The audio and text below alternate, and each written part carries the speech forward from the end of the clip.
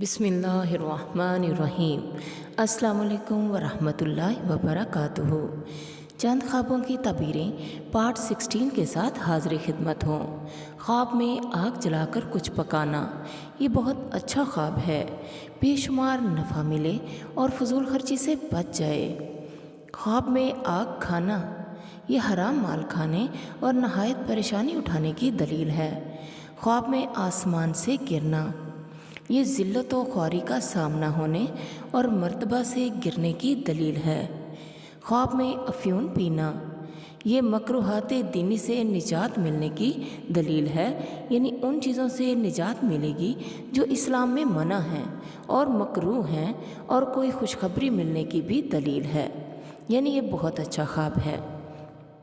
ख्वाब में आफताब यानी सूरज देखना, इज़्ज़त व आबरू में तरक्की होने और हाकिम वक्त के मेहरबान होने की दलील है। या फिर जहाँ नौकरी कर रहे हैं वहाँ का मालिक आप पर मेहरबान हो इंशाअल्लाह। आफताब का शक हो जाना यानी फट जाना, कोई नागहानी मुसीबत नाजिल होने और हुक्काम के उताब का निशाना बनने का अंदेशा है।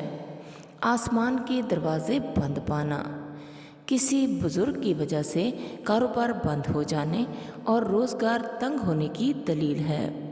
ख्वाब में आसमानी फरिश्तों को अपने पास से गुज़रते देखना, ये इल्म व हिकमत हासिल होने और दुनिया में इज़्ज़त और मशहूरी हासिल होने की दलील है।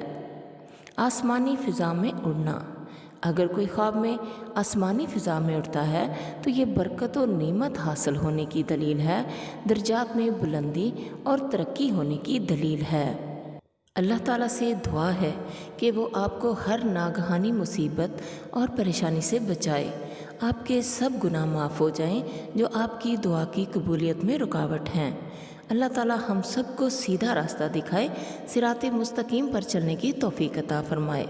अल्लाह ताला आप सब की ज़िंदगी के सारे दुख ख़त्म कर दे और जो झोली फैला कर आप अल्लाह से मांगते हैं, अल्लाह उन उम्मीदों और दुआओं से आपकी झोली भर दे।